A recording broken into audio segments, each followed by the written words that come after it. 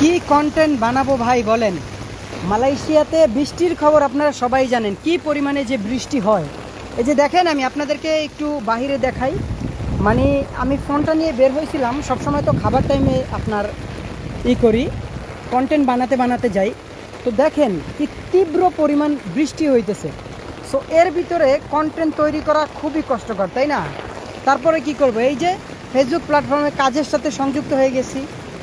কিছু করার নেই, পরিস্থিতি যেমনই হোক না কেন কন্টেন্ট তৈরি করতে হবে, তাই আর কি।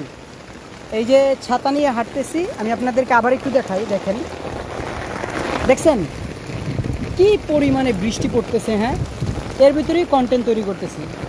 কি করব এখন, যেহেতু একজন কন্টেন্ট ক্রিয়েটর হয়েই গেছে, এছাড়া তো আর রাস্তা নেই। তাই এখন এই যে আমি ছাতা নিয়ে হাঁটতেছি রাস্তায়, এর পাশাপাশি কন্টেন্টটা তৈরি করতেছি আপনাদের জন্য। কারণ আমার যারা অডিয়েন্স আছে বা যারা ভালোবাসার মানুষ আছে, একদিন কন্টেন্ট না দিলে তারা তো বলবে যে ভাইয়ের কি হইলো বা এরকম কিছু। যেমন আমি অন্যকে বলি, অন্য মানুষের যখন দেখি তাদের কোনো কন্টেন্ট নেই, তখন আমি আর কি ভাবি যে এতটা সময় হয়ে গেল, সে কেন কন্টেন্ট দিল না। যে নয়েজটা পাইতেছেন, এটা হচ্ছে আমার ছাতার তলে যে বৃষ্টি পড়তেছে, ছাতার উপরে ও বৃষ্টির আওয়াজ। ভালো থাকবেন সবাই, বৃষ্টির দিনের শুভেচ্ছা রইল।